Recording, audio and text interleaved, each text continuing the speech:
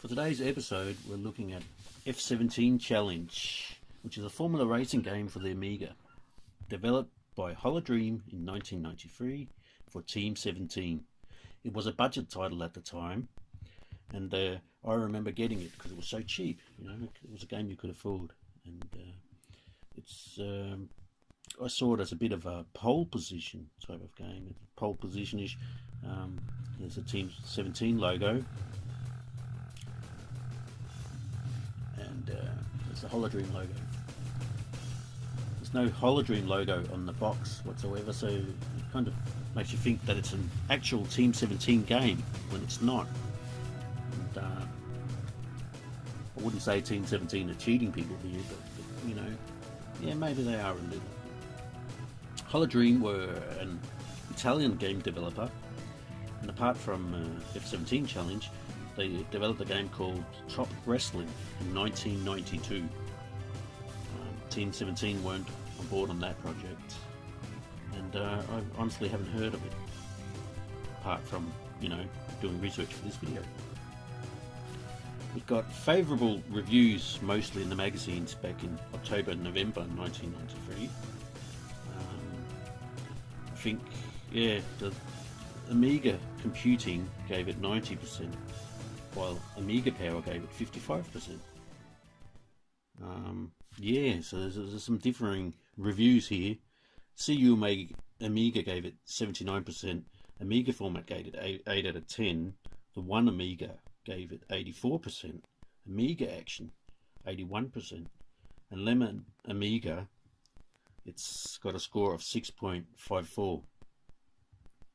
So very different views on this game, mostly favourable from the magazines at the time, but you know, the players think it's a little less than the reviewers actually gave it. I think CU Amiga 79% fits the game perfectly, in my opinion, although there are probably some of you that think it should be lower or higher. You know, taste is subjective. Here's the menu. I like going with single circuit because it takes about, you know, 10-12 minutes to get through a circuit. Got some choices here. None of the tracks are the actual tracks. They weren't endorsed in any way for any Formula 1 companies or any of the tracks, fields or whatever you want to call them. They weren't endorsed, so they weren't allowed in the cars either, or the racing drivers' names. I think if you don't change anything, your driver's David Pleasance or D Pleasance of Commodore fame in the UK. Very respectful gentleman.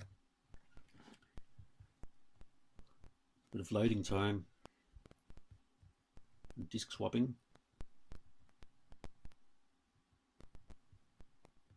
Once again, I'm running emulations just to show the game, although I do owe an actual, real hardback copy. Cardboard box. Here's the starting grid. I'm driving a red, what looks like an IndyCar Formula 1 racer. I used to call it Formula 1 racer. Red colour, kind of inspired maybe by Ferrari. And back in '93 was when Ayrton Senna, he was a driver for Ferrari. He died the following spring after this game was released. I think this was released in November of 1993. I could be wrong. Could have been October, but that's when most of the reviews came out, and most of the games come out, you know, a month after the reviews. So Ayrton Senna died the spring of '94. I remember, you know, headlines in the paper, big midsections. I was surprised he died in a crash. Yeah, but most of us, you know, when you think of Ferrari, you think of the legend Michael Schumacher, who had a very, very prosperous career. It's almost untouchable, you know. It was always given that he would finish #1 in the Formula 1 circuit every season. well, I'm prattling on about Formula 1. I'm not really a big fan of racing as such. I like racing games. This is typical, you know, you see the side of the road, the signs, the trees. There's always trees on the side of the road back in the Amiga races. Like in probably one of my favourites, Room. Doesn't have as good graphics as this game, but it has a faster scrolling feel in this one. So when you get hit by other cars, you get knocked back. That's one of the annoying things I feel about this game. One of the good things, you see the top of the screen, you've got all this info, you've got the lap time, you've got the best opponents, you know, how far you're behind the leader. You get lap times, you get how fast you're driving, you get which gear you're in, you get how much damage. Right now I'm 52%. End of lap, how far, how many meters you've got to the end of the lap. You've got the lap total, which lap you're on, 2 or 5 at the moment, and your position. Right now I'm 3 out of 22 races. Fairly smooth scrolling. I'm not sure if the emulation does it any justice, because I'm recording and emulating at the same time. It's a 10-year-old PC I'm doing this on, so that could have an effect. I think the graphics on this are okay, pretty standard racing game fare from the 16-bit era. Nothing special. Every now and then I like the billboard signs on the side of the road. There's an advert for Team 17 or for an Alien Breed game. The sound is okay, I guess, you know, race car sounds, typical, yeah, Amiga fare really. The music, on the other hand, I think is great. You know, the intro music, probably the best thing about the game, actually. On the downside, the controls are a bit stiff. I tried playing this 2 different joysticks, and the wobblier joystick, the one you'd usually use for summer games, is actually better to use on this. What else? Overtaking this game can be a chore, real chore, because the cars they zigzag, you know, like in pole position. So every now and then you get stuck behind a car, you can't move on, and it gets a bit annoying. But yeah, it's apart from that, it's an easy game. Apart from the overtaking, it's too easy. You've got the fastest car on the track, without a doubt. So yeah, you keep an eye on your damage. Again, like in pole position. We didn't get pole position on the Amiga, so this is probably the closest thing we get to it. Yeah, so I like pole position, but I like this game. Would be nice if the tyres indicated how much damage you had, like they did in pole position. Oh, that was pit stop 2, I think. Yeah, like in pit stop 2, that would have been a cool feature. Another thing that's lacking in this game is a 2-player option. I know it's a budget title, but it would be nice to see if you could go some split screen with a friend. There we go again, hitting a car, you know, get knocked back a bit. Damage 66% now. There we go, past Mr. Yellow. Whoop, more cars, more crashing, 76%, so damage is going up.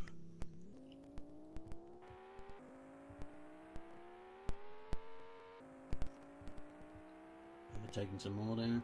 I like that effect, you know, when you go down a hill and the scraped. I think that's a nice graphical effect. Now, Holodream were an Italian company, and I didn't hear much from Italian software developers back then. So it's you know, it's nice seeing something that isn't either American, Japanese, or even British. So I think this is. Yeah, I know there's some Australian developers out there too, but it's nice seeing something else, something new. We go fixing the car. I'd like it if it fixed a bit faster.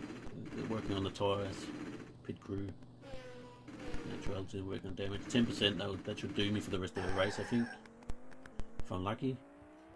We're down to 4th position now. But you know, it's sort of an easy game. I think it's easier playing on keyboard than it is, you know, an emulation than it is in the actual title on the joystick. But then again, it could be that, you know, it's been a while since I've been playing joystick games, so could be I'm just out of training. I mean, as a kid, I used to be pretty good at this kind of thing. You know, get older. I'm in my 40s now. Not as quick on reaction as I was back then. Back in the 90s. Yeah, so sort of a pit stop pole position-ish game for the Amiga. I think some of the, 55% by the Amiga power was a bit harsh. But then again, you know, 90% by Amiga computing, that was a bit over the top. You kind of got a feeling they were in the pocket of Team 17. Team 17, I think they had a situation where they lashed out on a magazine once. I don't remember if it was Amiga format or who it was, but there was some controversy back in the 90s, early 90s. Yeah, and I think Team 17 just stopped sending the games to the magazines. They had to go buy them in shops like everyone else. There's Project X, adverts, billboards. Another great game, probably the best shooter on the Amiga, in my opinion. There we go, 1:36. Not my best lap time. I'm still in third place. 60% damage, you know. One lap. Should be able to make it, but you know, one car can really ruin the race for you. You get behind it and you bang into them, and three cars here. Can I get back? No. And then that guy overtakes me. There we go. So the back of the, unlike real racing, the race losers won't let you pass them. They're just going to zigzag in front of you. No, you're not getting past me today, sir. Best of luck. I think that's the second place next one. Oh, don't hit him. Oh, there we go. Into the billboards also. Complete stop. 85% damage. This could be it. This could be a did not complete.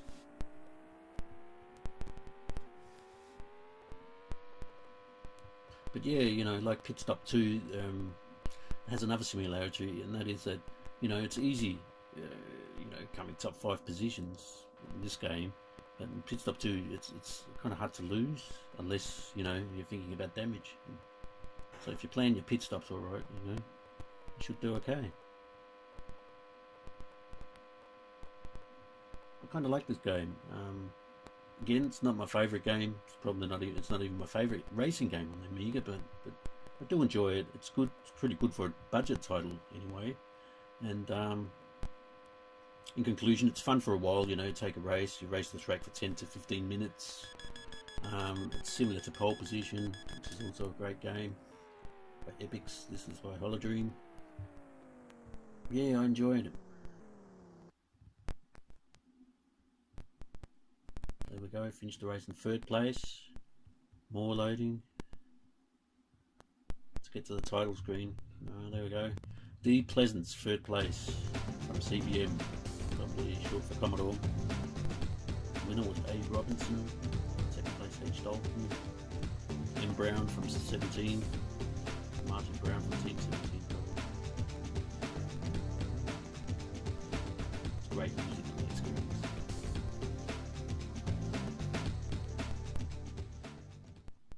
More loading, even after the race. That's the kind of annoying thing about microcomputers back in the day. The loading post-race. 64 was very. It's quite annoying, you know. You finished it and you just want to go start again, but you have to wait. There we have it. There's World Championship. Takes a bit too long.